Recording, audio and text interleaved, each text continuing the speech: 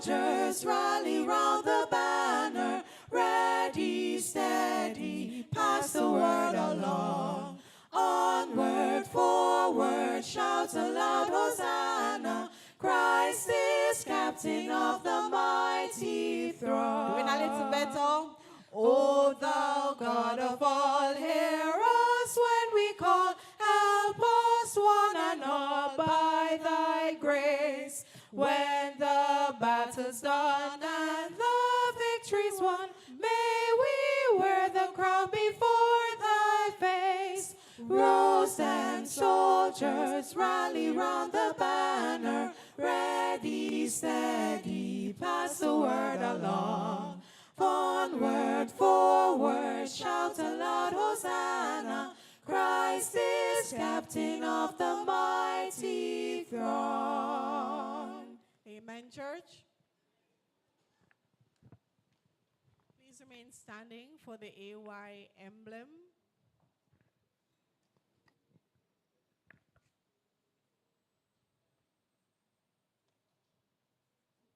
Happy Sabbath, everyone. The AY aim, the Advent message to all the world in my generation. The motto, the love of Christ compels me. The pledge, right, in the youth ministries, church, doing what I can to help others and to finish the work of the gospel in all the world. The song, Adventist youths are we from every land and sea. Together we pray and work and play in happy harmony. We have a faith to share with others everywhere. A message of love from God above to show the world we care. Adventist youths, Adventist youths, Adventist youths. please bow your heads with me in prayer. Most righteous and everlasting Father, as we come before you yet another Sabbath day, Lord, help us as we go throughout yet another AY service. Help it to go well, Lord. Help us to learn something from you. In your mighty, cool, and wonderful name, amen.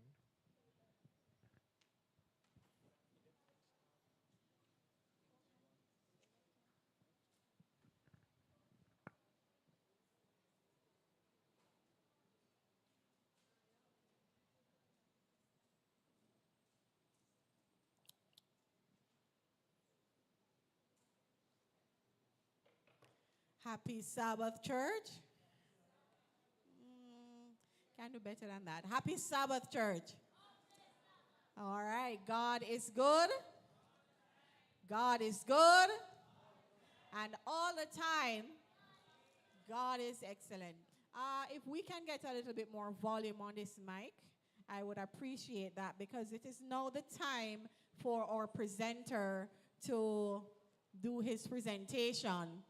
I do know that the choir, they are coming around as well. And my young people, you are finished with your rehearsals as well. I'm asking you to come on in. If you're in the hearing of my voice, parents, we're asking you to ensure that your children are in church, because this presentation is going to be a very, very interesting one. I promise you. You coming in? Yes. See? We need to get them in, all right? Now, this afternoon, we have a very special gentleman along with his team from the Jamaica Constabulary Force. I'm speaking of a superintendent of police who has served the JCF for over 19 years, a long time.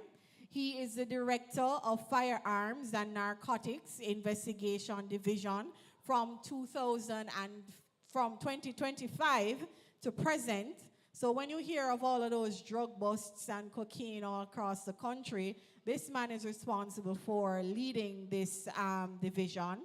He's also very important. I see where he is a member of the board of NHT.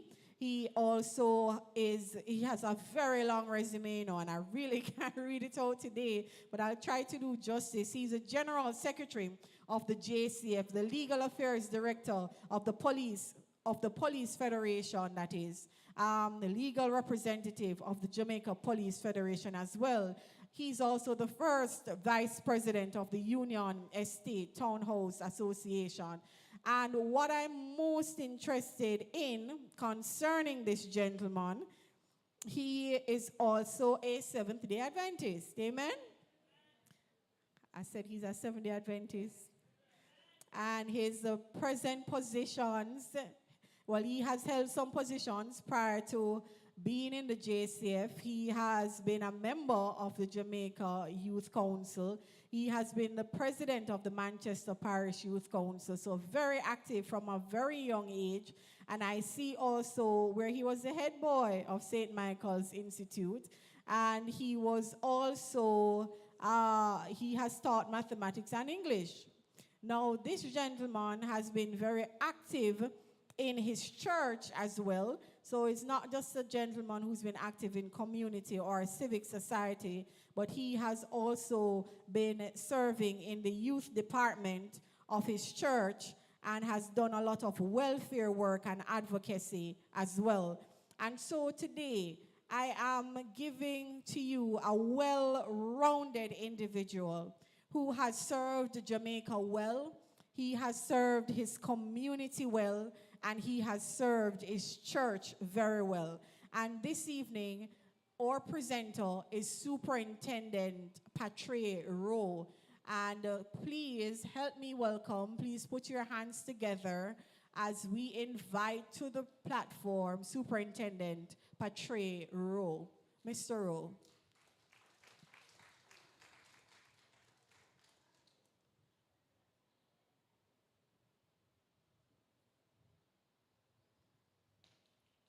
And he comes. One more applause, please.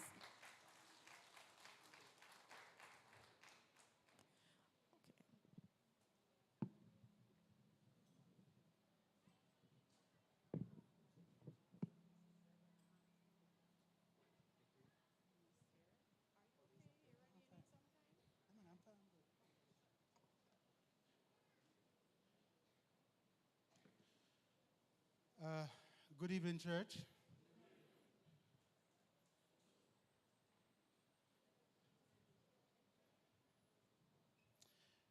Good evening to the church leadership members. It's good to be at Waterford. I am here with members of the Firearms and Narcotics Investigation Division. I have with me Inspector Shadeen Thomas. She's our unit director training. I have Miss Malcolm, who is one of our staff. I have Miss Visse, who is my staff officer, Mr. Neil, Mr. Fuller, Mr. Richards, are members of the team. So we have a good team now here from the Firearms and Narcotics. And of course, I have a special guest with me this evening.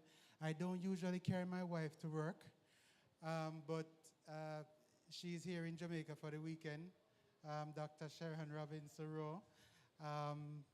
So I took her to church. After all, I'm not sure if this was said in the introduction, but I'm also an Adventist. It was. You know, in my younger days, I was a Pathfinder director, an AY leader, religious liberty leader, and so on and so on. So I feel at home. I'm a part of the family, and of course, my wife was a youth leader as well, and so on and so forth. But enough of that. So I'm here this evening to speak about drugs and guns.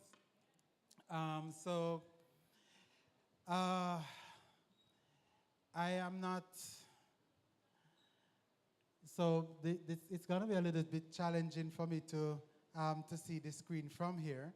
But of course, we will go through the slides. We are here this evening. I hope this session will be very interactive. Yes, please. I'm hoping that this session will be very interactive. Please feel free to ask as much questions as you'd like. We'd love to, thank you. we'd love to engage you on these very important matters. Uh, the Firearms and Narcotics Investigation Division, we have, every time I go to speak, people come up to me and say, oh, you are in charge of firearm, I need a firearm. But I only deal with the legal ones, not the legal ones. So persons who are interested in licensed firearm, that's not me. That's actually FLA. Thank you, Firearm License Authority. I mean, we are responsible for arrest the bad guys with the illegal guns, right? So last year we seized 1,201 guns for the entire year. Yes, thank you. That deserves a clap. That's the most gun we have seized in over 30 years in one single year. And since the start of this year, we have seized about 200 and about 50 firearms so far, right? And in terms of drugs, I mean, when we go through the presentation, you will see what we have been doing in terms of the successes. But we have been around since 1974 in terms of a division, in terms of investigating drugs and guns. Since 2024, the firearm mandate was given to us because the division was primarily treating with narcotics and narcotics investigation. And then we started doing guns in 2024 when Commissioner Dr. Kevin Blake became commissioner, because drugs and guns go hand in hand. And as we go along, you will get a good idea as to how that works. So this presentation will provide you with an analysis of the impact of firearms and how it impacts our sustainable development. Throughout the presentation, I'm actually on slide 4 now. So if you could follow on slide 4. So I want to frame this presentation by looking at our sustainable development goal. Just looking at the macro picture in terms of what are the United Nations Sustainable Development Goals. I want to point out Goal 16 in particular, which speaks to peace, justice, and strong institution. Right, next slide. Sustainable development, in terms of development, depends on safety, trust in institution, and predictable enforcement, legal system, shaping outcomes through deterrence, accountability, and so on.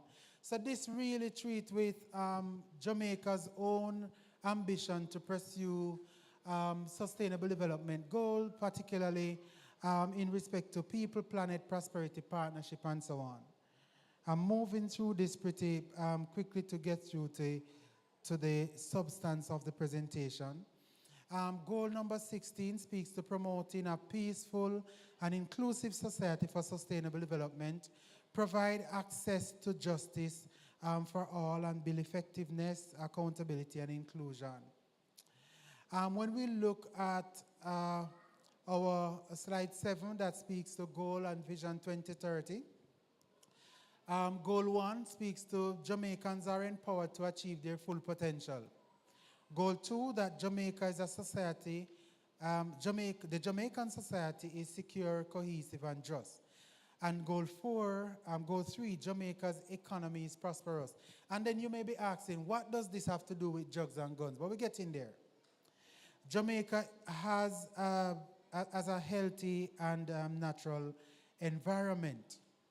When we look at slide 8, we speak to how it all comes together in terms of pursuing sustainable and inclusive development underpinned by effective governance.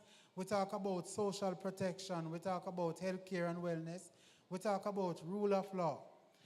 So, and let me just tie it in so that you can understand. So when we talk about healthcare and wellness, what does drugs have to do with health and wellness and so on and so forth?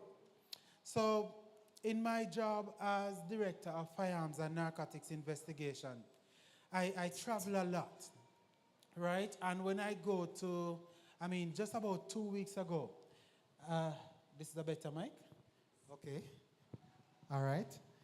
Okay. I think I'm sounding better. Is it sounding better? Okay. So in my job as director of firearms and narcotics, I travel a lot. About 2 weeks ago, I was in Dominican Republic at a drug conference with a number of other countries, just speaking about what other countries are doing in terms of drugs and so on. And I represented Jamaica there and spoke about what Jamaica effort is and what we're doing in the Caribbean to interdict drugs and guns. Fortunately, one of the things that I said to them in Damrep is that fortunately for us, as a country, Jamaicans are not a high consumption country in terms of drugs. Of course, you have a number of Jamaicans who smoke ganja, right? But Jamaicans largely are not heavy consumers of hard drugs in terms of cocaine and so on and so forth. So you have other countries, I recall being in Belgium a few months ago, and one country made a presentation there, and they are saying that what we need in our country is a facility where our people can go and take drugs safely and recover, right? So they get a high when they take cocaine and they could recover in a room and so on and so forth. And, I was like, what? Can you imagine the impact that it would have on our health sector if we have so much people who are addicted to drugs that the hospital would have to provide a room for people to take drugs safely and recover, right? You can imagine you having a medical condition and go to KPH or Spanish Town. Sometimes you have to sit there one entire day to get through. So you can imagine if we really have a drug consumption problem where the majority or a large percentage of our people were high on drugs and have to compete for health care similar to people who have genuine illnesses that they have to treat with at these medical facilities. So you can see how having a drug problem can impact our healthcare facilities, right? When we speak about rule of law, justiciable outcomes, and so on, we speak about timely justice. We talk about how we as law enforcement officers enforce the laws and so on and so forth. And when I get to the statistics, you will get to understand how it all connects to sustainable development, how it connects to rule of law, how we engage with the justice system, and so on. When we look at this, right, we look at murders.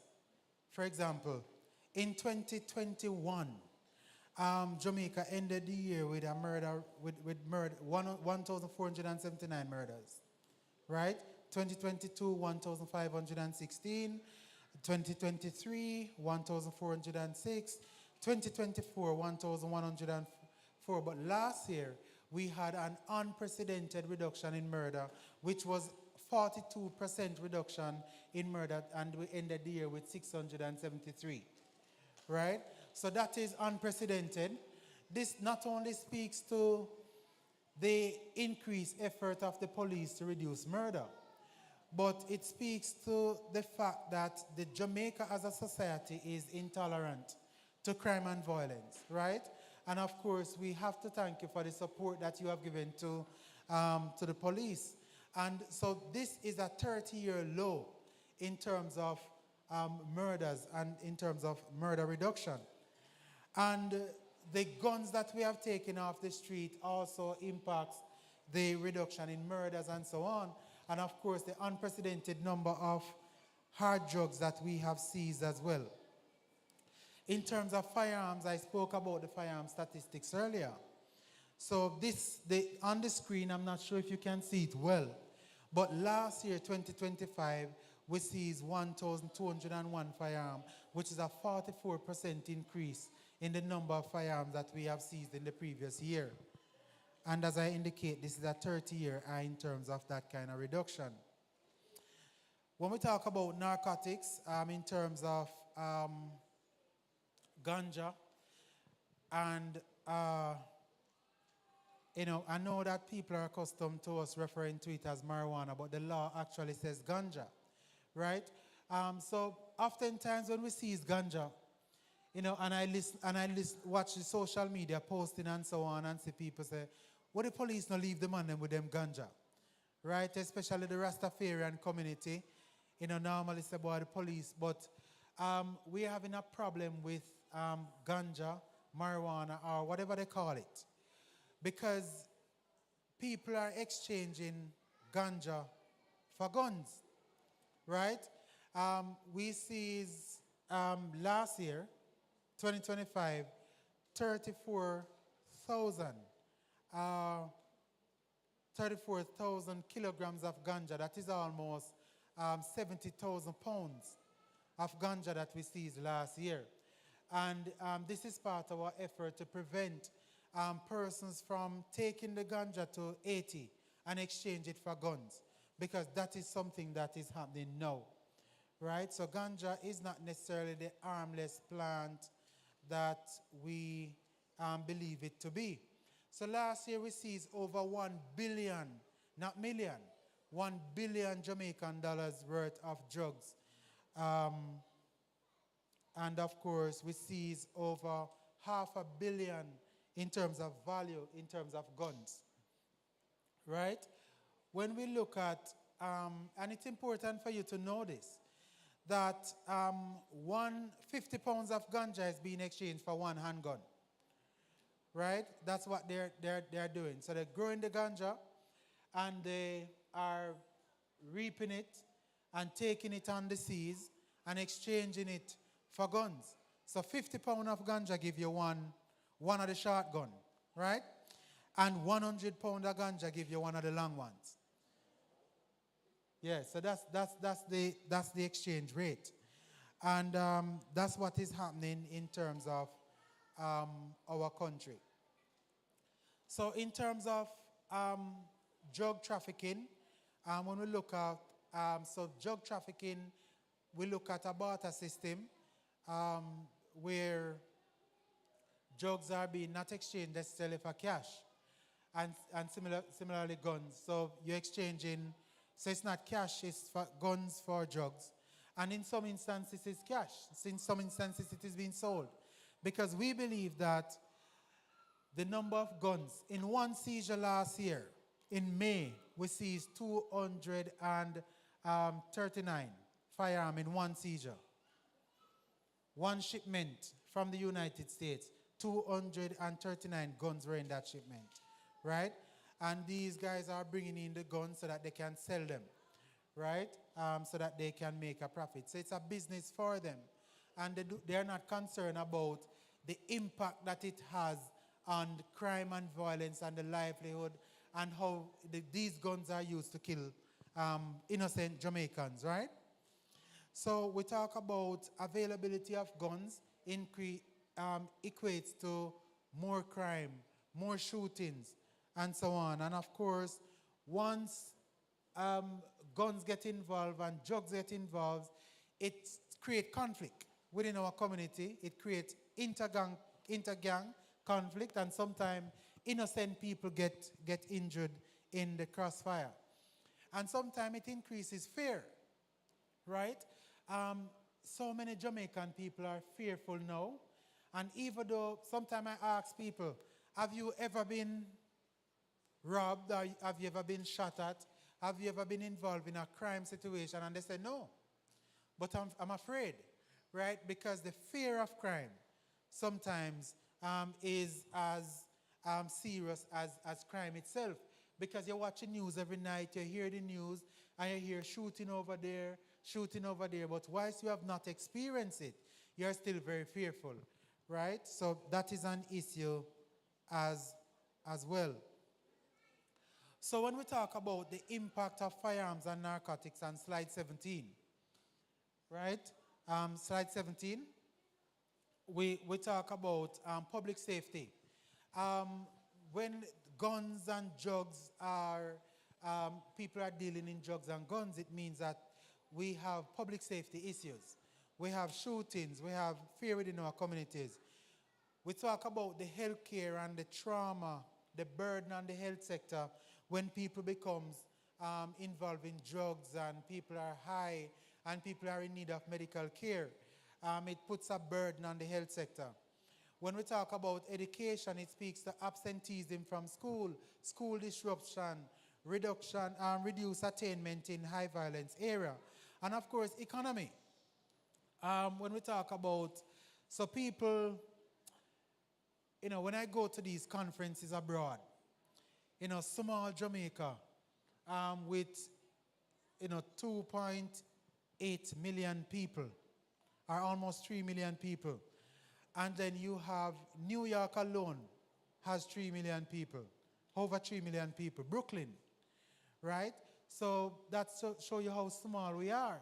And when some big, powerful countries are saying that Jamaica is a major problem, small Jamaica, and I have to be there defending Jamaica to say that, Jamaica do not produce cocaine. Jamaica don't produce cocaine, right? Jamaica don't manufacture guns, right? But yet we were able to seize 1,201 guns last year and seize almost 250 guns since the start of this year, right? Jamaica do not produce cocaine, but yet since the start of this year, we have seized $3 billion worth of cocaine in Jamaica since the start of this year. Over 5,000 kilograms of cocaine, and 1 kilogram is $600,000 in value, right? And that is what we have seen since the start of this year, yet we do not produce cocaine. So we are getting blamed for something that we don't produce, right? But Jamaica is a transshipment point for drugs and guns, right? I was in Washington, D.C. A few months ago, and I gave a presentation on commodity liability. And what that speaks about is how Jamaica is impacted by commodity that we do not produce. So drugs come into Jamaica, particularly cocaine from Colombia, and comes through Jamaica, and it leaves from here to the United States or to Europe and so on. Guns come in primarily from the United States and comes into Jamaica as a transshipment point, and it is either sold or sent to other countries from here, right? So what it means is that our people are using these things as a business, and they have significant impact, not only on our safety and security, but it also have geopolitical issues, right? So I'm sure that some of you listen to the news, hear about a suspension of visas, processing of visas for persons who are filing for residency in the United States. And then you will see from time to time that Jamaica appear on a list as a travel advisory, right? The United States is telling their people, do not go to Jamaica because it is not safe. It is because of these things. So hence why our efforts have to be geared towards interdicting, seizing guns and seizing drugs. One of the things that we have to take responsibility for as a country is ganja. Because Jamaica grow ganja, produce ganja, and send ganja to other countries in the world. We send ganja to Canada, send ganja to Europe, send ganja to the United States, and so on. So that's something that we have to do something about. And that's why since the start of the year, we have seized almost 30,000 tons of, not 30,000 tons, but 30,000 pounds of ganja. So when we talk about, I spoke about on slide 18, Jamaica being a transshipment point for drugs and guns, right? When we talk about, so one of the tools that we use in terms of, apart from seizing the drugs and seizing the guns, is the legislation that we have at our disposal. In 2022, the Firearm Prohibition, Restriction and Regulation Act was passed. And what that did was to give us stronger penalties for firearm-related offenses. So we have harsher penalty, which is a mandatory minimum, which says that once we catch you with a firearm, you will get a minimum sentence of 15 years, 20 years in some instances, and so on. And we now have penalties for component parts. So what that means, so what the criminals used to do, they still do it.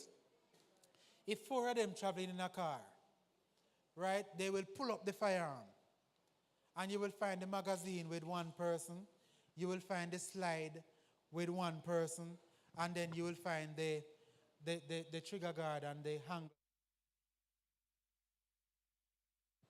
Mike, okay. To use language you can understand with a different person. Previously, if you find part of a firearm on a person, it could not be constituted as a full firearm. Now, the law is saying that once you have a firearm part, it is constituted, you can be charged for it, right? You can be charged for component parts and so on. And so let's look at this. Possession of prohibited weapon, which is section 5 of the Act. It says that you can get 15 to 25 years imprisonment, right? If you are caught in possession of a prohibited weapon. And this is a new part of the legislation, stockpiling. So previous to 2022, if you caught a man with 10 firearms, you charge him for possession of firearm. But now the Act is saying, once we catch you with 3 or more firearms, or we catch you with 50 rounds, bullets, right? It is considered as stockpiling, and you can get a minimum sentence of 15 years in prison, right? And up to 15 to 25 years. Trafficking, life imprisonment, right? So once you are caught trafficking in firearms. So recently in the news, there was a music producer, DJ, who was arrested in the United States. That was one of our cases.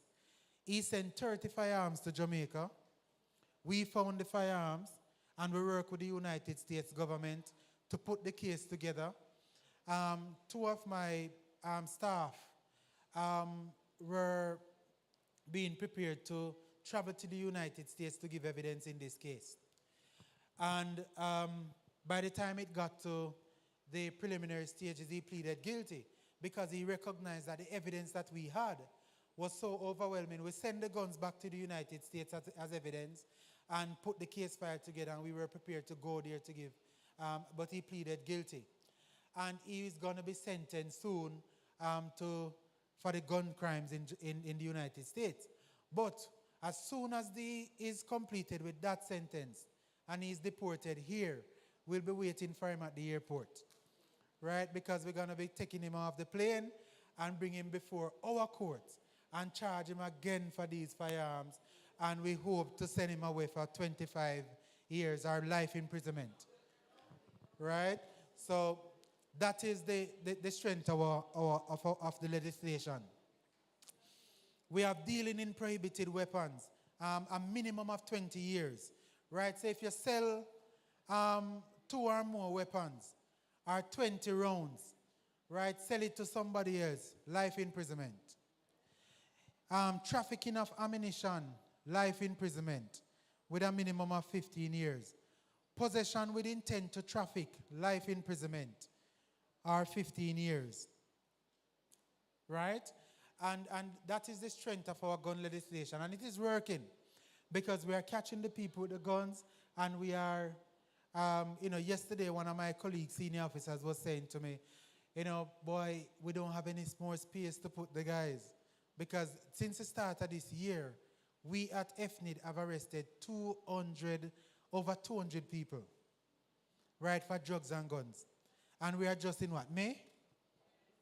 The year not even start good yet, right? Over 200 and odd people.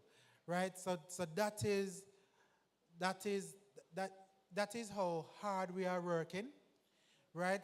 I manage a staff of 260, and we work island-wide, right? Anywhere the gun is, anywhere the drug is, we go for it. and over 200 and odd people since the start of the year. In terms of drugs, the legislation on drugs is not so strong, right? And let me tell you, a few months ago, we had an operation in St. Anne where we send the guys down to St. Anne along with the St. Anne team to for an operation to arrest a gentleman with cocaine. And we arrested him with 5 keys of cocaine. Right? 5 keys of cocaine. Arrested him, put him in jail. Right? And the judge gave him bail a few weeks after we arrested him. Right? Just about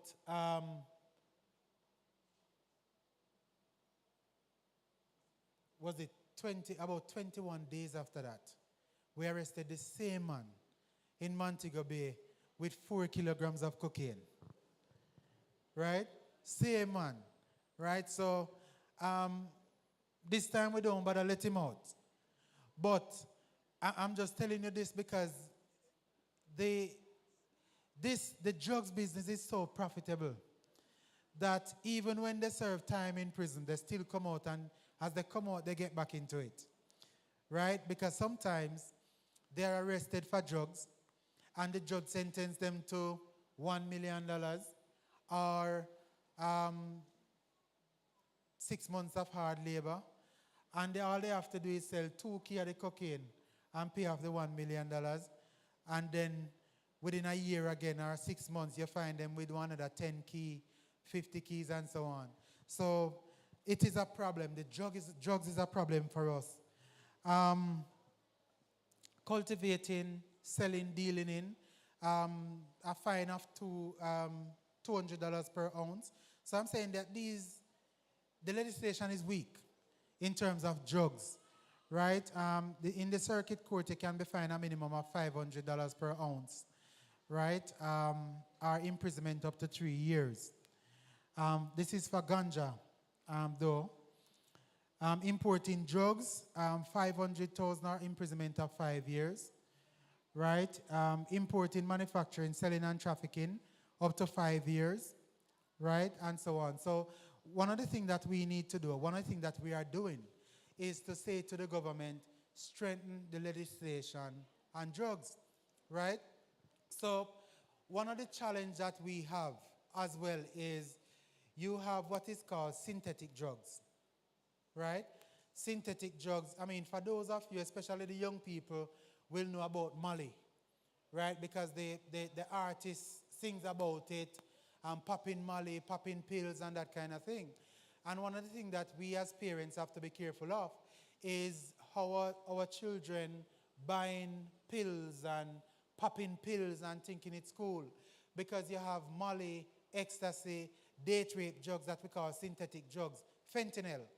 That is the nowadays drugs that give people a little high and that kind of thing. And, you know, they're giving our children in sweets and so on. And since the start of the year, we have seized over 5,000 tablets of Molly, and it's about $20 for a tablet. That's about 2,000 or 2,500, 3,000 Jamaican dollars for a pill, right? And they are selling these pills to our young people. One of the things that we fear is that these pills being introduced to our children and our young people will be an introductory and a gateway drugs, and it will cause them to develop a stronger appetite for drugs. And sooner or later, you know, your young people, your children start using cocaine because the pill won't have any use after a while. They need something stronger.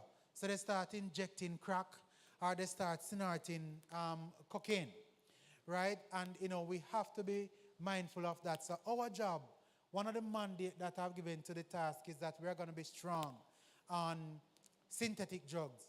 You know, anywhere the pills are, anywhere we find the people selling our young people, particularly parties, right? You know, when they go to parties, they will sell the pills, and so you buy them in party, you know, to put in your liquor to get a better vibes, right? So that's how it is sold to the young people. But it is actually harmful drugs that is exposing our young people to serious drugs. So our job, we have offices, we have over 20 odd locations in terms of offices. We have offices in all ports, all seaports, all airports, and we have offices in Area 3, which is Mandeville, West Manchester, St. Elizabeth, Clarendon. That's Area 3. We have office in Area 2, which is St. Anne, Portland, St. Mary, and Area 1, which is Westmoreland, Hanover, Trelawney, and St. James.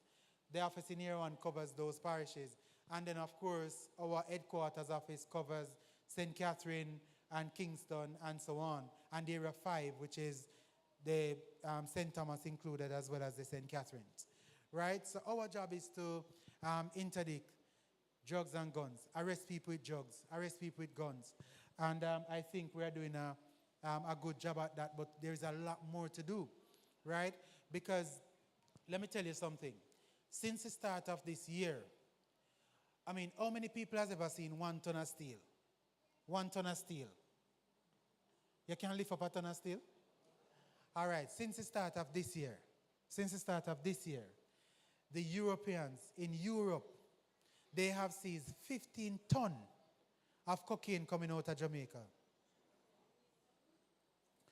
15 tons of cocaine coming out of Jamaica. 15 tons.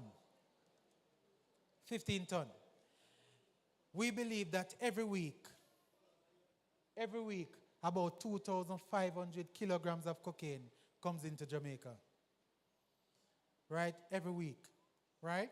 So let me tell you how profitable this is. So cocaine is sold for 600,000 per kilogram. And a kilogram is really, I mean, who know 2 pounds of flour? 2 pounds of flour is what? 600,000. Right? So that is 2 pounds of flour is what is about 1 kilogram of cocaine. So they package them per 1 kilogram. Right? And 1 kilogram is about 2.something pounds. Right? So that's about 2 pounds of flour. And that is sold in Jamaica for 600,000, which is just about $500,000. They send that to Europe. And in Europe, 1 gram of cocaine is sold for 50 euros. For those people who know maths, 1,000 grams makes a kilogram, right? So 50 times 1,000 is 5,000, right? It's 50,000. 50,000. So the same 2 pounds of flour is sold in Europe for 50,000 euros, right? Let me get my calculator. So 50,000 euros. So if we say euros to, so euros, I'm just going to do euros to Jamaican. Euros to Jamaica. So euro, we say 50,000. So this 50,000 euros is equivalent to 9,154,500.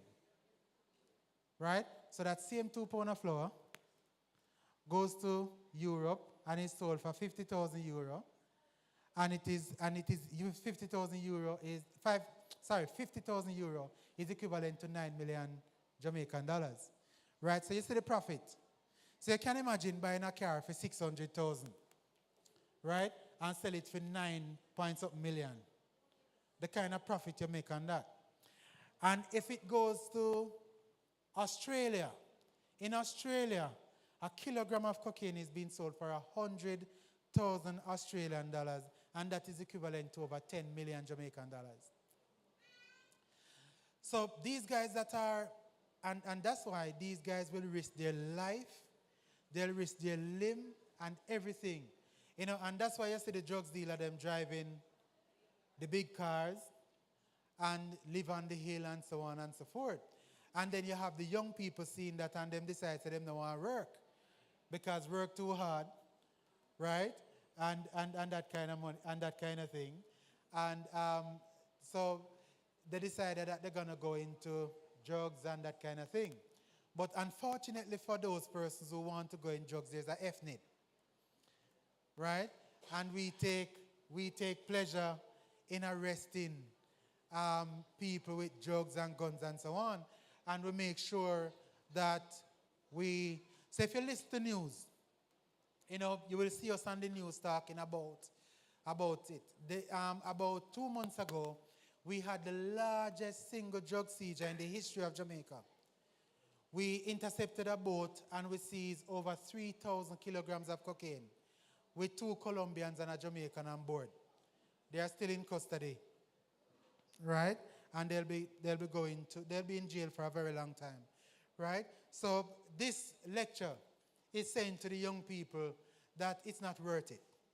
And not only the young people, because I'm going to tell you some story about some older folks, right? But it's not worth it. It's not worth it. When we talk about, combating organized crime, I'm at slide 28. We talk about, this is not the police force of 10 years ago. It's not the police force. I mean, let me tell you something. I've been doing this policing thing for 20 odd years, right? I remember a Sabbath evening like this as AY leader. I addressed my congregation in Ramble. That's former President Brown home church. Jamaica President Everett Brown. That's his home church, his community. That is my home church. And I addressed my church community to say, hey, I am going to training on Sunday, and this is my last Sabbath in church and that kind of thing. I mean, I remember back then, I had I think it was about 8 CXCs. And people were saying, boy, you have 8 CXC and I go turn police, that kind of thing, and, go turn lawyer and all of that kind of thing. And, and I still went because I believed that I wanted to serve my country and that kind of thing. Right? And that was 20 odd years ago.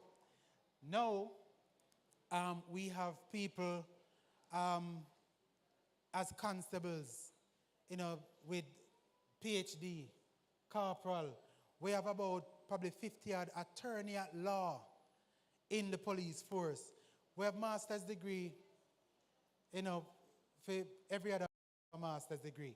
Right? I'm just saying that to say that the capacity of the force has expanded significantly, right? Significantly. Just last week, I graduated from Delaware State University to the master's degree, and that was a part of 16 JCF members graduated, high-ranking members in the JCF graduated with master's degree from that course. I'm just saying to say, yes. So I'm just saying to say that we have a force that is qualified, right? I mean, all my staff here, could be working, in BOJ and that kind of thing, but we have a very highly competent and competitive force, right? And a lot of us have multiple degrees, right? And of course, we have modernized our operations. We use drones, we use technology, we use AI and so on to strengthen our operational output and so forth, right? So as a part of our own effort, we use intelligence a lot. So one of the things that I always say to you that FNID, Firearms and Narcotics Investigation Division, some of the finest police officers work at FNID because you are dealing with, so you can imagine, I'm in charge of a section where already since the start of the year we seized over $3 billion. What it means is that none of my staff cannot be corrupt, right? What it means is that I have to trust the people I work with to ensure that when we seize the drugs, we'll carry it in. So what it means is that every one of my staff has to go through significant integrity screening to work where I work, right? So we have to do polygraph, we have to do intense background check and so on.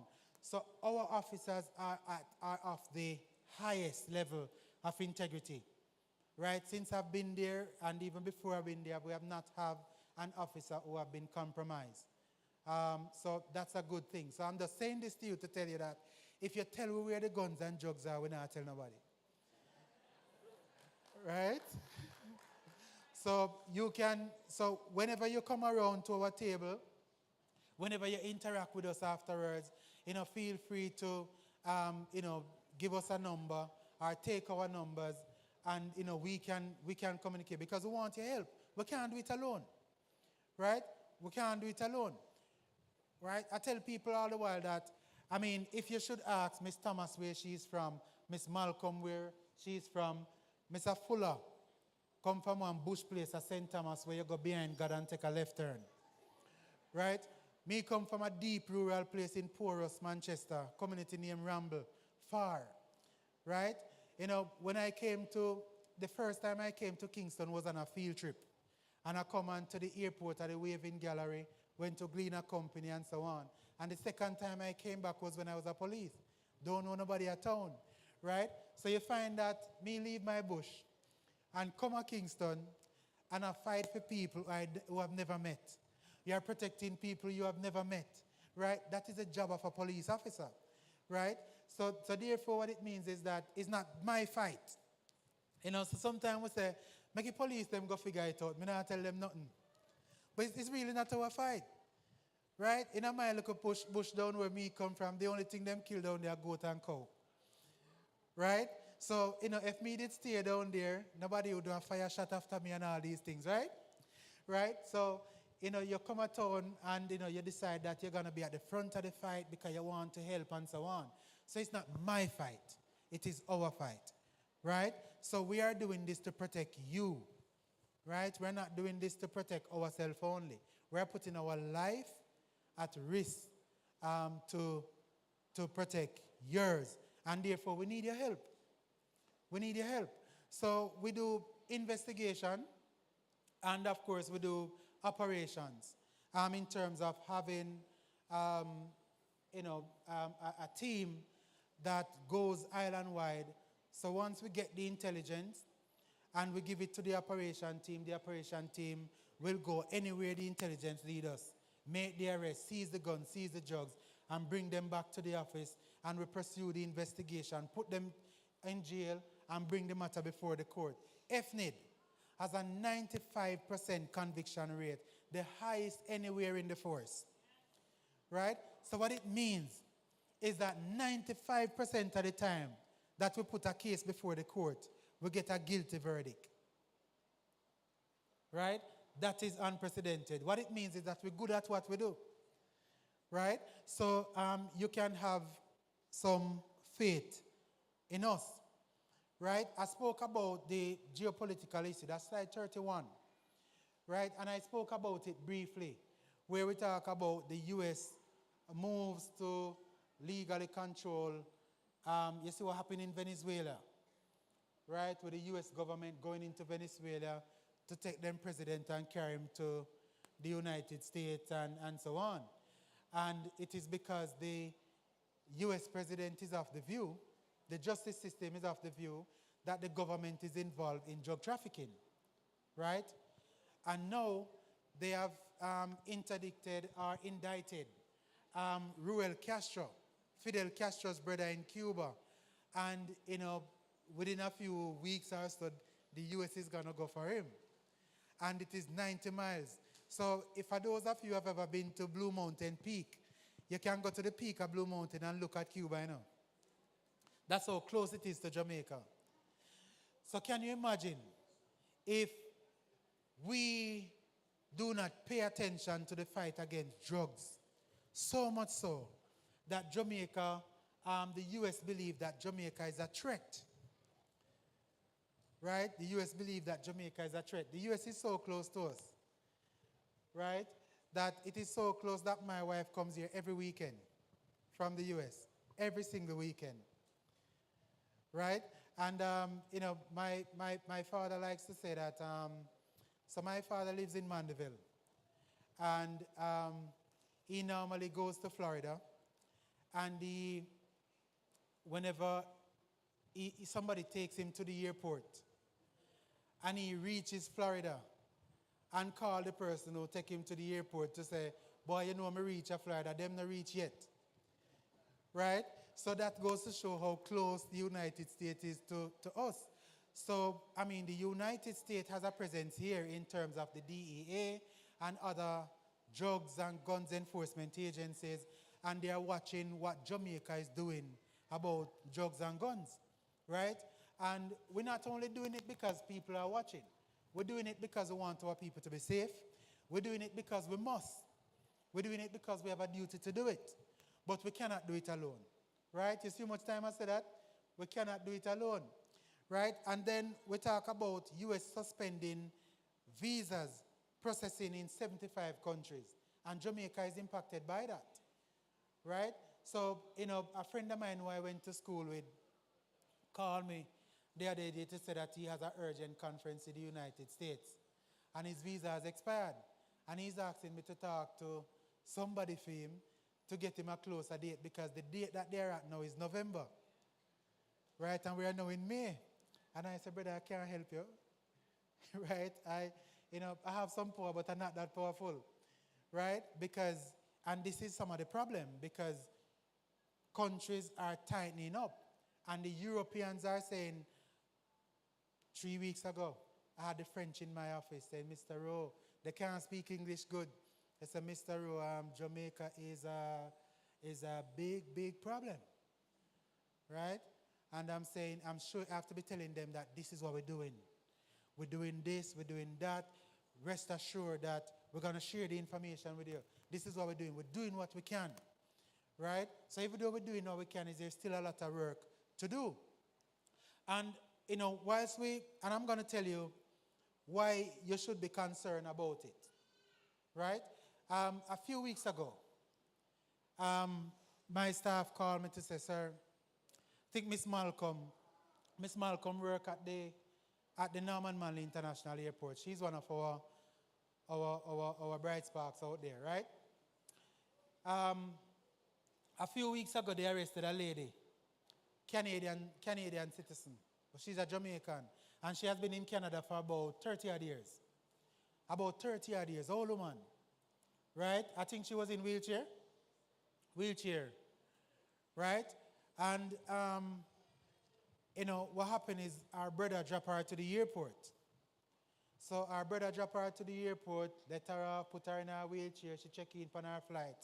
And our brother called her back and said, look here, you did collect something from we other brother? And she said, yeah man, me collect something from him. And he said, don't carry it.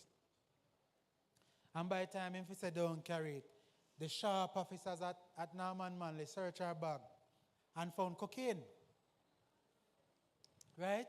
And, my grandfather used to say, boy, me supposed to come from prison now, and me supposed to go. Right?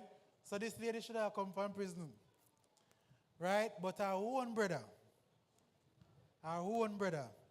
give her a suitcase for carry to Canada in her wheelchair. Right? And we found, I think about it was about 7 kilograms of cocaine.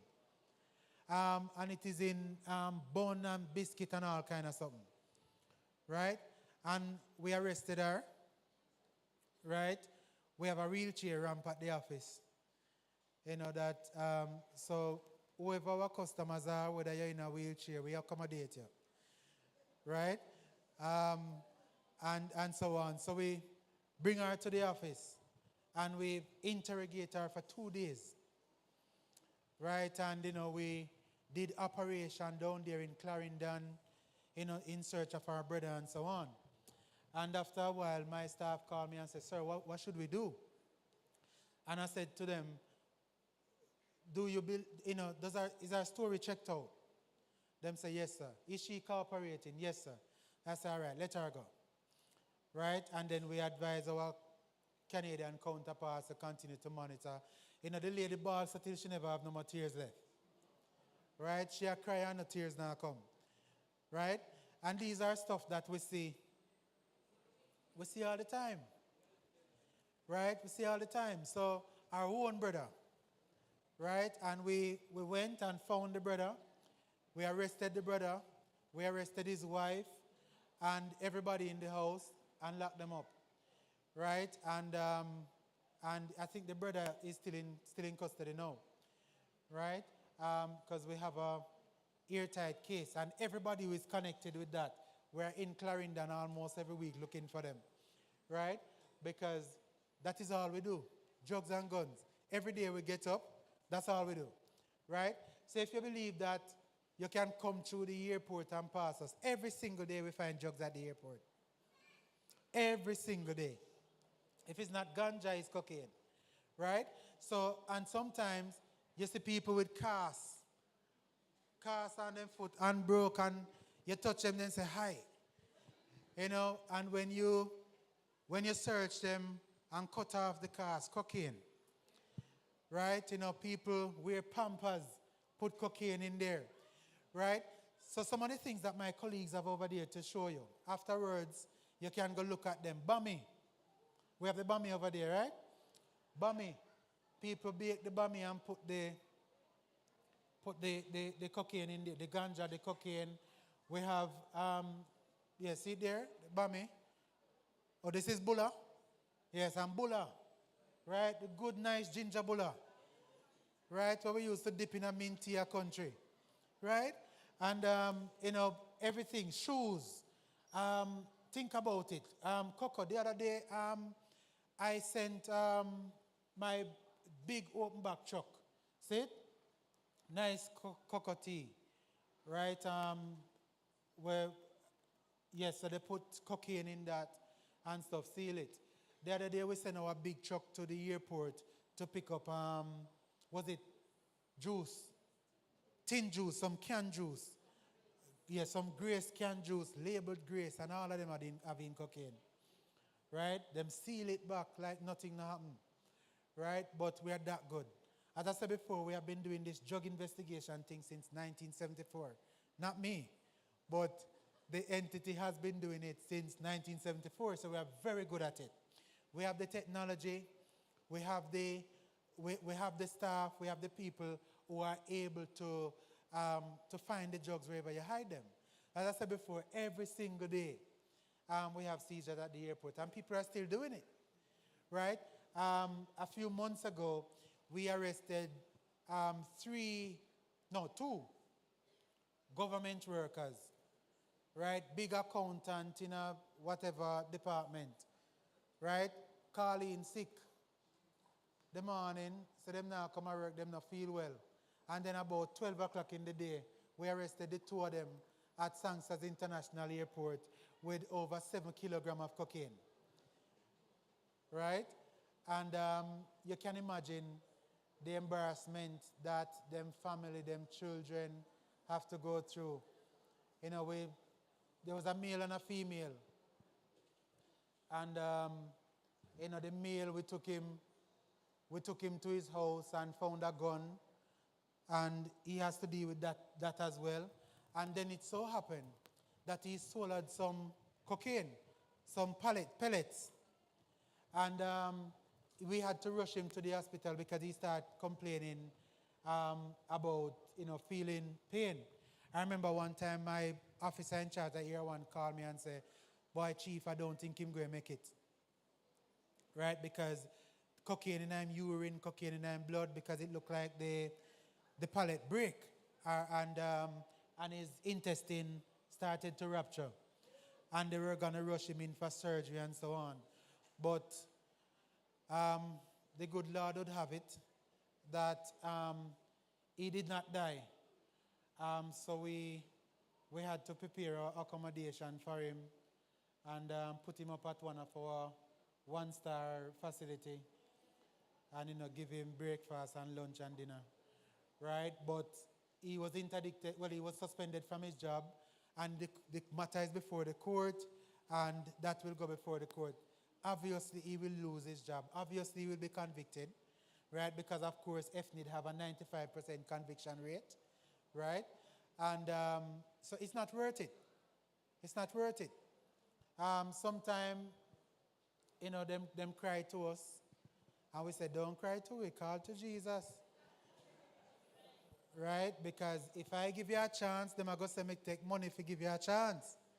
Right? So we don't give chances. Right? We don't give chances. Right? It's not a traffic ticket or traffic, and even for traffic violation, if you don't have a ticket, you don't have a chance.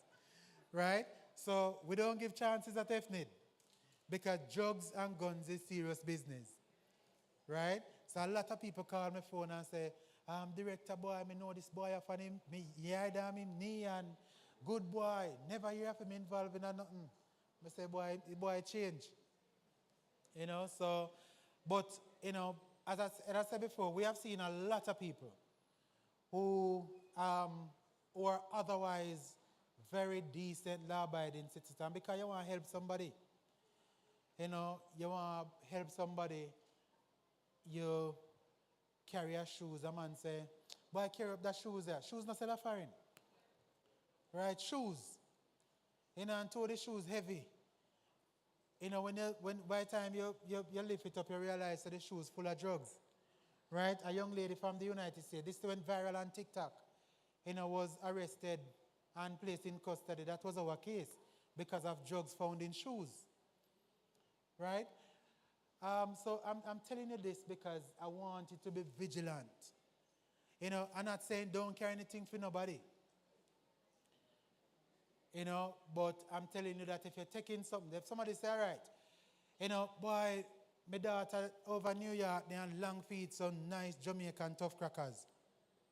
Tell them to give the money and you go to the supermarket, get it for them. So nice national bun, the soft one, them, right? Easter just done, some nice Miss Birdie bun, right? You know, some nice all-purpose season, Walkers with jerk and them nice something there, what the foreigner them love. Right? If they want you to carry that, just is either you and them go to the supermarket and you pick it up off of the shelf with them and then them run them card and pay for it. That is the best way to get reasonable assurance that these things are not contaminated. But somebody carry one sealed suitcase for you and say, me pay for your suitcase. I may give you $100, put in your pocket if you're thirsty, buy something. Right? Them too kind. Right? So you find, say, as soon as you go to the airport, whichever one of the airport you go, FNID is there. If you say you don't want to go none of the busy one, them, so you go Ian Fleming's down at St. Mary, FNID is there. I have a staff down there, you know, that is waiting on your suitcase. Right? And if you go through Norman Manley, I have 30 of them out there waiting on your suitcase. If you go Songsters, right, I sent 5 new ones down there about 2 weeks ago. Right? So I have about 35 of them down there waiting on your suitcase, right? So I'm saying this to tell you that, I mean, we help your pocket back, right? I think by this time we are very proficient in packing suitcase, right? So, so when you come through the airport, if we have reason to believe that you have drugs on you, we're going to search your suitcase, we're going to find it, right? We have the technology, right? We have the nose for it. We have the ears for it. We have the experience for it. And we're going to find it. It's not worth it. Right? It's not worth it. It's not worth it. And we don't have no jail in Jamaica that is as comfortable as your house. Right? And we don't have, you see the foreign jail them on TV is not those we have. These one you sleep on the concrete. Yes. Somebody has a question.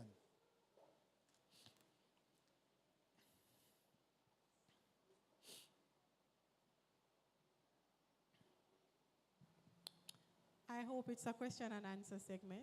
Of course it is. Okay, of course. Very well, very well. We have a lot of young people here as well, and yes. This is Adventist Youth segment. I know in schools, the drugs are coming in many different forms. Yes. And in, you know, the little sweets and even in the vaping, in the different types, a highlighter or a whistle or that type of thing.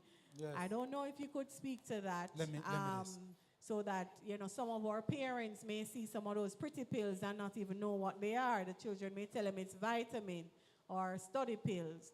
And even with the vaping, some of them, you know, it looks like a highlighter or a pen, that kind of thing. Is there anything you can say to these young people and also to inform the parents as well? I mean, very good question. Thank you. I mean, we go into the schools, we go into, I mean, and this is what we do. Demand reduction lectures, and we are happy for the invitation. Thank you so much for it. So these are some of what you're talking about. You see them colorful? because them know pick no like colors. Right? And you see them pretty blue, pink, brown, all different kind of bright colors, shaping different kind of nice things. Right? Them are used to attract your kids and that kind of thing. One thing that you have to tell your children is that you have some, you can either buy your own children snacks, right, and pack their bags and send them with their own sweets and so on. And that's a way to guarantee that they will not buy things that they don't know, right? My own children, we pack their bags and send them with stuff to school so that they don't, buy stuff that they're not aware of. And one thing is you have to educate your children to let them know that these are the things that you should buy. If you see any strange looking sweetie, or anybody I tell you about this new thing where you have to try, don't try it. Right? Don't try it. One of the things that my parents used to do is, way back when, sometimes you see somebody offer you something and you look up, and you look up for the approval, right, for your parents so you can take it before you take it. Because one thing you have to tell your children is that don't let anybody give you anything, they need to ask your parents. Right? Anybody giving you anything, and sometimes they're selling, if you're not aware of the stuff, they will tell you that this new thing is on the market. Buy it. Right? As well as, sorry? This is Molly or ecstasy. Ecstasy. So this is ecstasy. So the effects, it gives a high. It's really a party drugs, and them say you get a high when you take it. But of course, it has effect on your cognitive abilities, right? You cannot be rational after you have taken the drugs, and that's why, especially particularly for the young girls, and I can't even say young girls anymore, boys too. Boy, people give you some ecstasy, give you some date rape drugs so that they can abuse you, right? Because you're not in your right mind. Right, so they give you a pill and you take a pill, and next thing, you don't know where you're there. Next thing you find yourself, you take off your own clothes and all kind of something, and when you wake up in somebody's house. Right? And I wonder where you are. And unfortunately for some people, I was going to say wake up dead, but you can't wake up dead. Unfortunately for some people, we find them dead. So I'm saying it's a dangerous thing, and it's a serious thing. And we have to, okay, there's a question. We have to, can somebody assist with the mic so that I can take the questions? But we have to let our young people know that these are the dangers of the environment in which we live. Right? So we have to be mindful of it.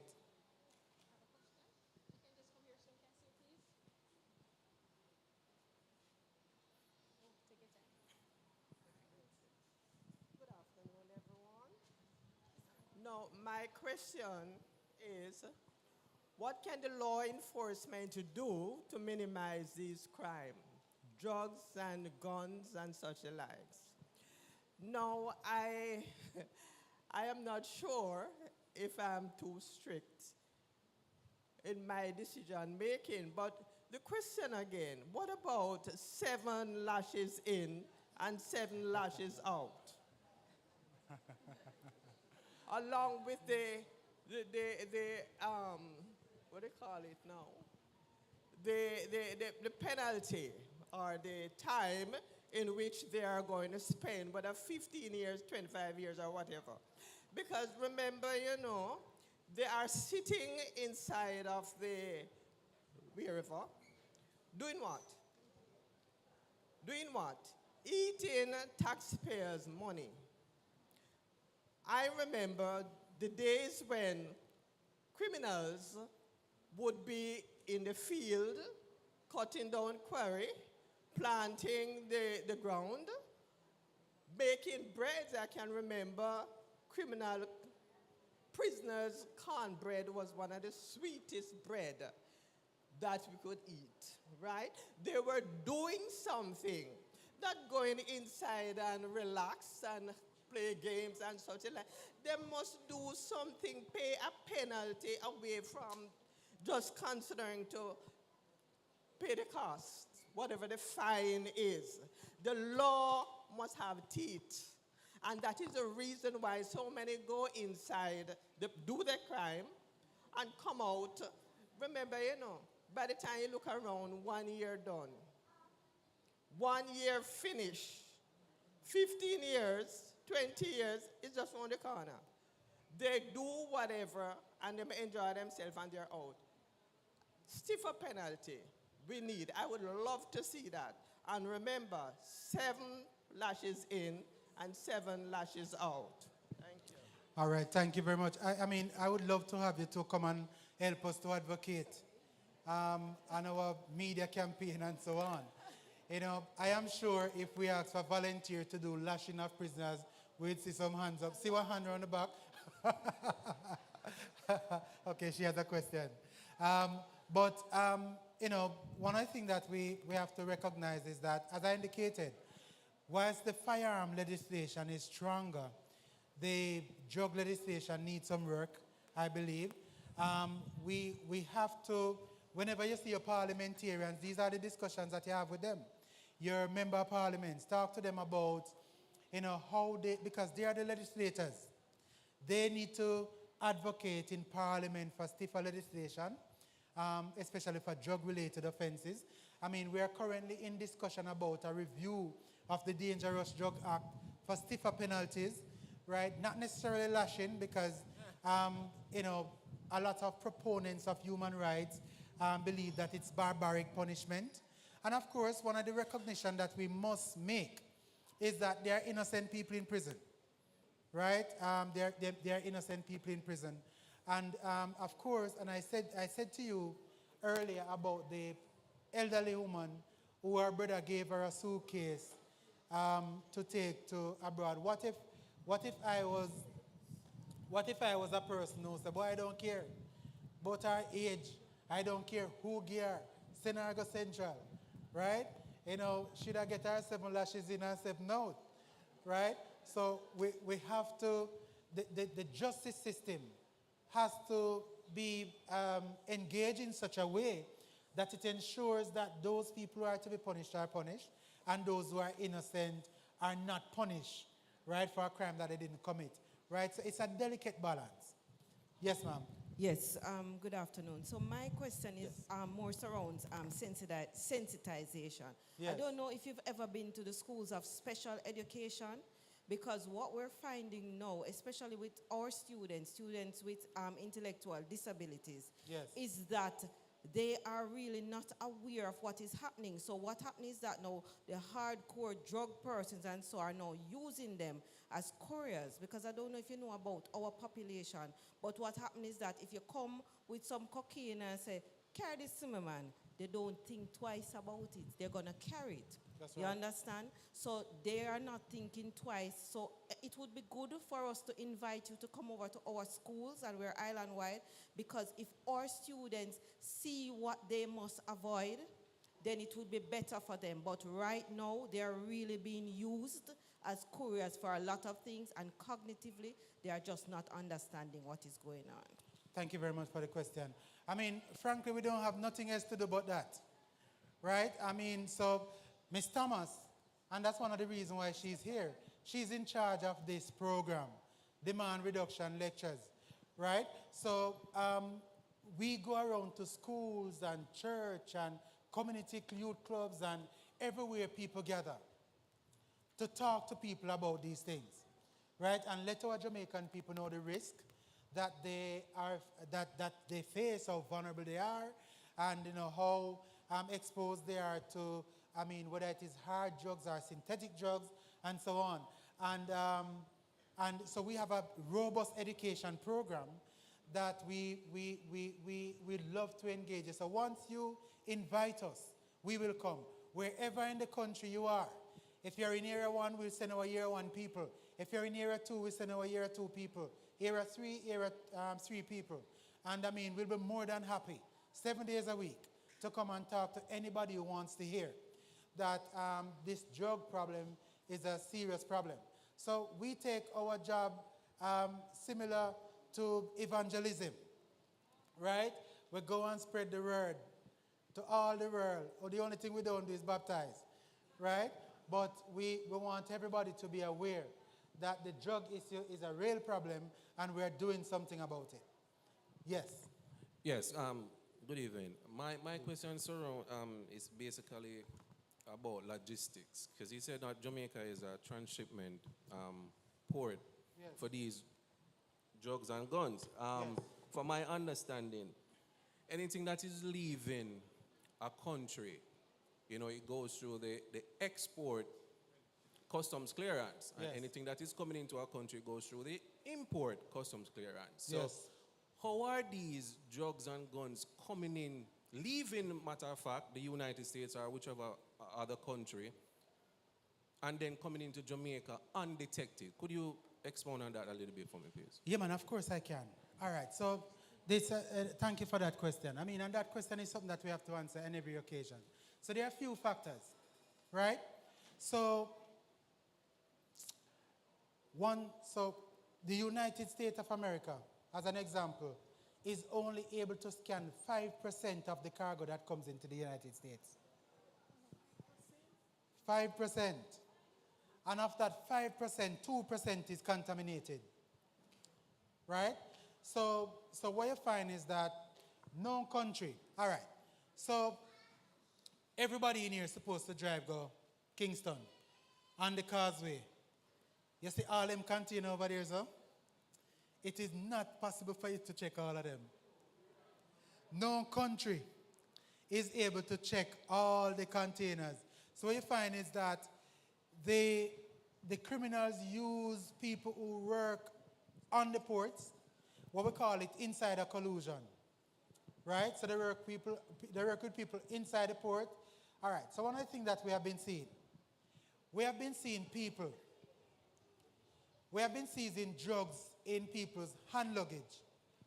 So it's so easy that you take the hand luggage, open it, and you see the drugs there. Why do you think that happens? Because they have somebody at the airport that gives them reasonable assurance. Say, look here, man, just carry the suitcase, come, it have to go through. Once me I work, you're good. Right? So a man has to be sure same drugs that go through that he know even if he conceal it. Right? But what they didn't account for is that we are also working. Right? So what you find is that, and we are arresting the people at the airport as well, who are facilitating the trade. We are arresting the people at the ports. And if you hear us on the news, you will hear me say that nobody is above the law. Don't care who you are. Don't care where you work, where you live, what kind of job you do, who you be, who you know. Right? It is of no concern to us. Right? Because I have an entire Adventist population praying for me. Right? So, our job is to interdict drugs. So that's how we do it. And that's why it's important that all our people are of the highest integrity and repute. So if you approach Mr. Fuller and tell him, say, give him money, not care how much money you give him for drugs, he's going to lock you up. Miss Malcolm even worse. Right? Mr. Richie don't even try it. Right? Because it's important that we have people of integrity because it's big money business and a lot of people are willing to take money to look the other way. Right? You'll be amazed at how the guys move the drugs, move them in container. Since the start of the year, we have seized a significant amount of drugs on the ports and our ports. Right? So, it's a big problem, my brother. So one is that we're not able to scan everything. And two, you have insider collusion. Right? Unfortunately, yes, sir, we acknowledge you. Okay, so the youngster have a mic. And then you'll recognize that recently, we arrest our own colleagues. We arrest our own colleagues. Right? Those those people are our favorite people to arrest, our own colleagues. Because why? Because you invest trust and confidence in them. We invest a lot of trust and confidence in them. Train them for about 6 to 8 months in training school, then put them on another few months training, 2 years of training, confirm them, give them promotion, give them big salary, and all of that, and then they use their influence to be involved in criminal activities. So I tell my guys that, look here, whenever police officers are involved in drugs or gun runnings, right, don't even think about, say, boys, my squaddy. We treat them similar to how we treat any other criminals, right? Because they have betrayed us, they have breached our trust, and we will pursue them similar to how we pursue anybody, right? So that is our commitment. Yes, sir. How do you know that drugs are in sweets or food? Okay, good question.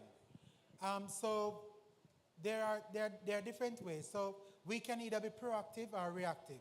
So proactive, yeah man, a big question, big up yourself. So we can be proactive in terms of we can, so we may have information. Somebody may tip us off and say, hey, there's a shipment of sweets coming in, or we can detect it at the airport, and when we test it, right, we realize that there is drugs, because we have testing kits that we use and test the drugs, and it come out positive and so on. Or unfortunately, in some instances, we have had cases where they are sold to children at school, and an entire class start run up and down, and everybody go crazy, and they call in the police, and you have to carry ambulance and carry all the children to hospital. And when you test them and you investigate it, you realize that them buy sweetie from Miss Pam this morning, right? And it is contaminated, it is drugs, right? And they're selling these gummies with ganja gummies and so on that are contaminated. So reactive is where it already had an impact, and we respond to the impact, right? But we prefer to be proactive. So once we see it coming into the country, because oftentimes it's not manufactured here, but when we detect it at the port, we will test it. And once we find, because the 5,000 odd tablets that we see since the start of the year was what we see is coming into the country, right? So, but it's important that if you know that somebody is selling sweets that may be contaminated, may be drugs, that you pass it on to the police. And we're going to believe in numbers with you that you can call and tell us where to go, right? You can stay in the comfort of your home, call us, and we will go. And you don't even have to come point and show it. Just give us good direction and we'll find it, right? But it is important that we intervene on this. Thank you for your question. Yes. Yes, sir. Yes, sir. Let me thank you all for your service and your commitment to the Jamaican people and the profession. Thank you. All right, so about 2 years ago, Yes. the news reported that there was a massive drug find at the Ian Fleming Airport. Yes. Drugs valuing over $3 billion. Yes. Can that quantity of drugs be there without knowing who placed it there or where it come from? Because there has been no arrest. I have 3 questions. I'm going to ask them quickly, one behind the other. 2, when you seize an illegal weapon, Yes. what happens to it? What is the process for that? Okay. Because it seems as if sometimes these weapons come back on the street. Okay. Final question. You hold 2 persons under the Firearms Act, right? Mm-hmm. One at a 9mm and the next at a water gun. Do you treat both the same? Okay. All right. So 3 good questions. So the drugs, so as I said before, insider collusion. I mean, we have seen cases where a vehicle with drugs find itself on the port in a container and went abroad, right? And nobody was able to show any footages of it, and nobody knows anything, and nobody know anything, right? So I'm saying that inside, this is big money business, people are willing to pay big money for people to look the other way. So insider collusion is a big issue, right? So you find that money can make cameras stop work.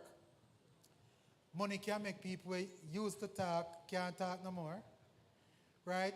Money can make people disappear, right? So you find that with all these factors, insider collusion, people paying people to look the other way, people paying people to participate in the trafficking, it is entirely possible for drugs to move from there to here without nobody having a clue, right? And sometimes, you're not able to make arrests, at least yet, or as quickly as you would.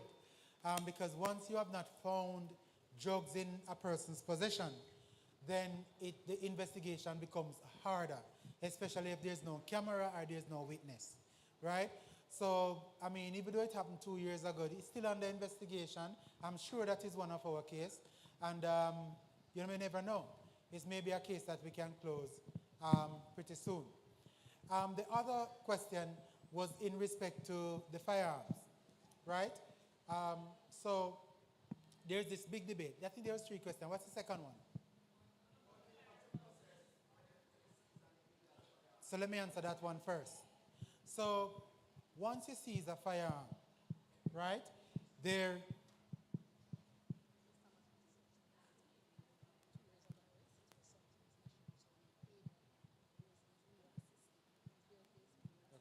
Okay, great. So give Mr. Thomas, you can come.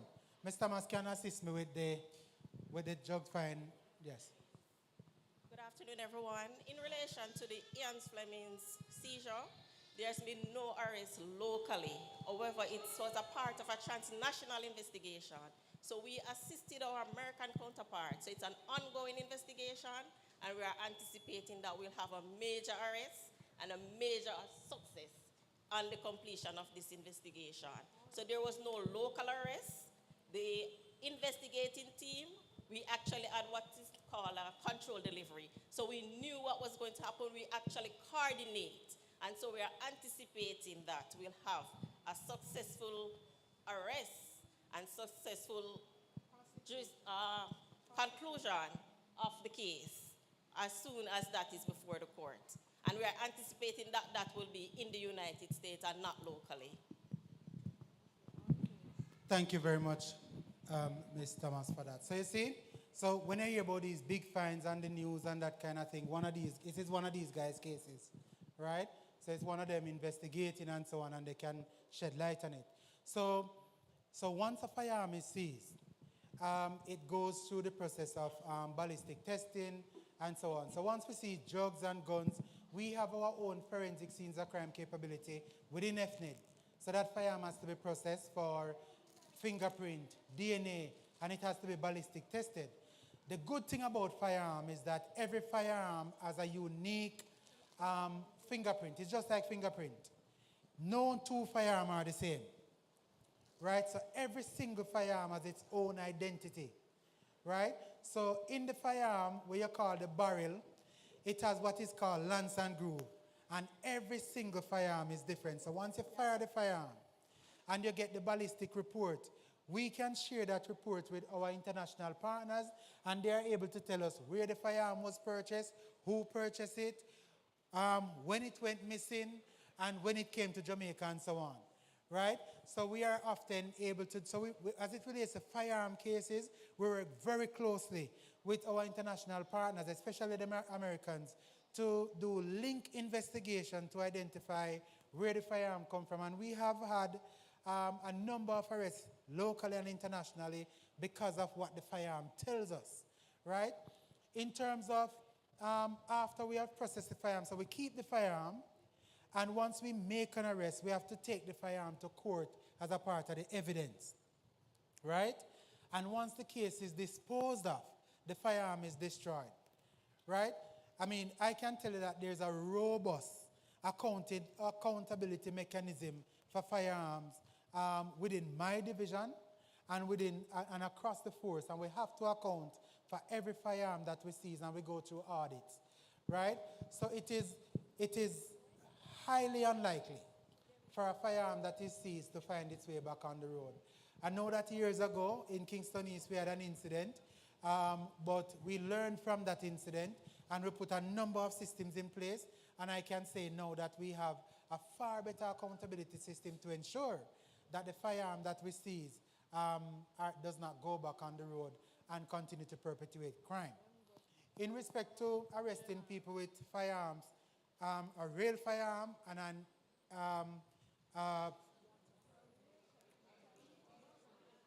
know it's water gun, but I'm telling you what the legislation call it. Imitation firearm. So there's this big debate about the Firearm Act being too harsh. And people saying, boy, if police lock up my son with a water gun, son I go get 15 years, right? And, I have personally been in the media. I am in the media saying that, look here, I totally disagree, right? I mean, so I'm not sure how many lawyers are in the room. But in law school, they tell you about the reasonable man, right? And, and police officers are trained individuals, right? I will not see a child with a water gun and say, oh, yes, this is an imitation firearm, prohibited weapon, come here, go jail, 15 years. No, but we know of instances where people use water gun. Go behind a female, don't move, take off your clothes, rape, right? And the female comply not knowing that it was a water gun, right? So when somebody does something like that, water gun or real gun, once the person was able to apprehend fear and had reasonable cause to believe that a firearm was in their back, and if they did not comply, they would have been killed.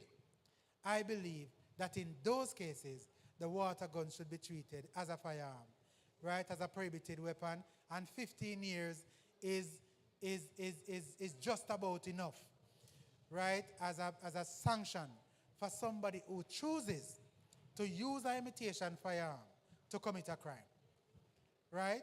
So, as I said before, it's important for our police officers to carry out their part of the work. Police officers are a part of the executive arm of government.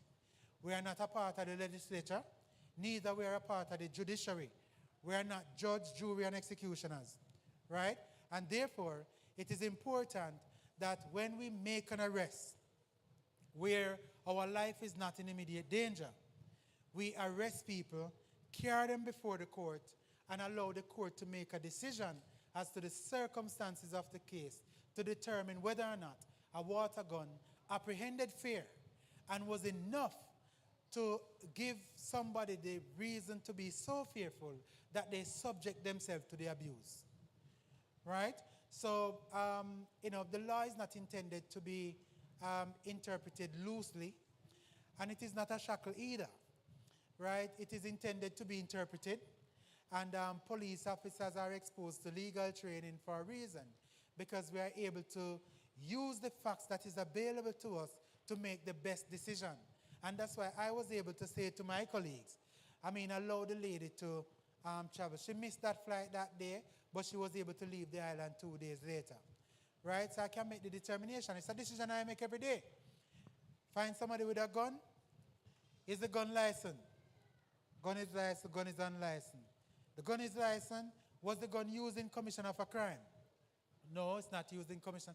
Give it back, right? These are decisions we make every day. Was it used in the commission of a crime? Yes. Let's keep it and put that person before the court. So these are decisions we make every day. All right, I think I see another question. Yes. So like when you're like based on things that you've experienced,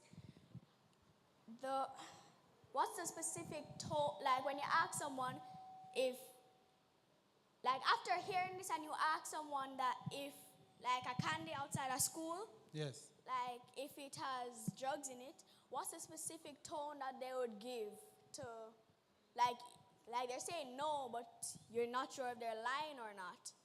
So what's the specific tone? Okay, hey, this gentleman will lead FNID one day, you know.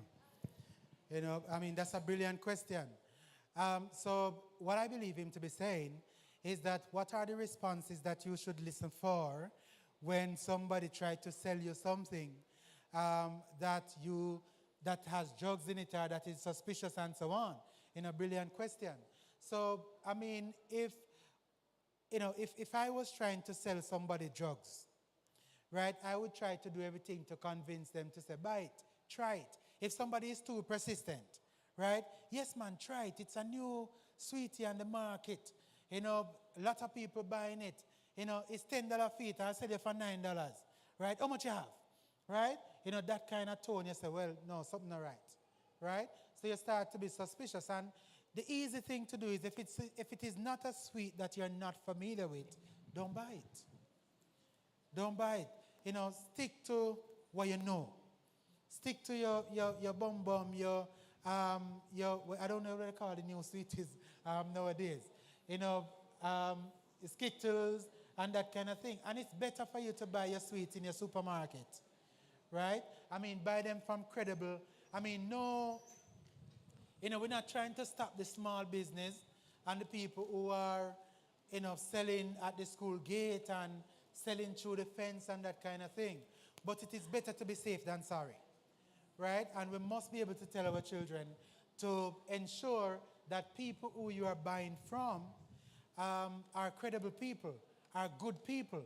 I mean, if you have a church sister who you come church with who happen to sell at your school gate and you believe it's something that somebody you can trust, somebody is like a mother to you. But then again, that person can buy a new sweetie from somebody that they're trying for the kids and that kind of thing. So everything you have to be able to apprehend the risk, right? And you see how brilliant the question is? Our young people knows. Our young people are able to discern right from wrong. They know when something is wrong, right? And we have to be able to help them to discern whether or not. So what we will do is to push out as best as possible on our social media the kind of sweets and the kind of stuff that you should not buy. So we will increase our public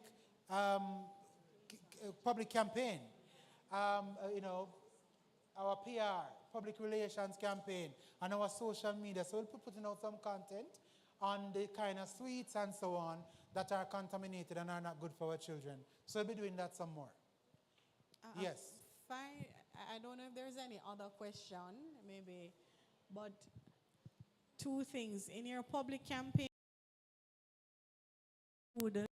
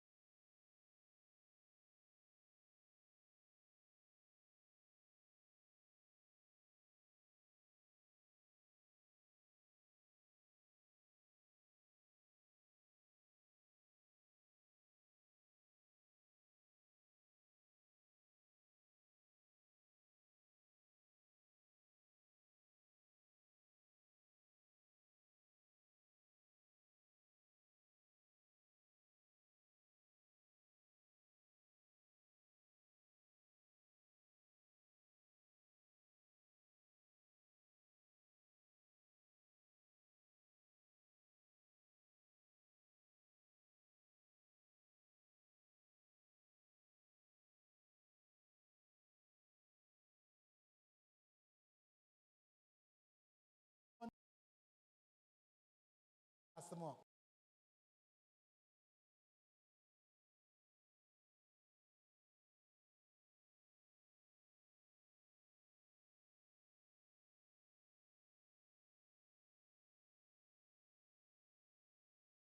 Because they don't want to be bullied. They burn a one cliff, they take a one draw and that thing, right? You know, back in my days, it used to be chocha leaf with brown paper and that kind of thing. But these guys are doing them ganja thing and that kind of thing. So you have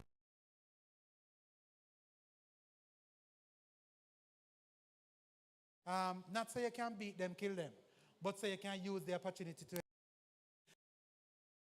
to call if you want to take them to our office, right? So that we can not to intimidate them, but just to show them the dangers of ganja and drugs and so on and so forth, right? But I know my time has expired, but I'll take one question. Good evening.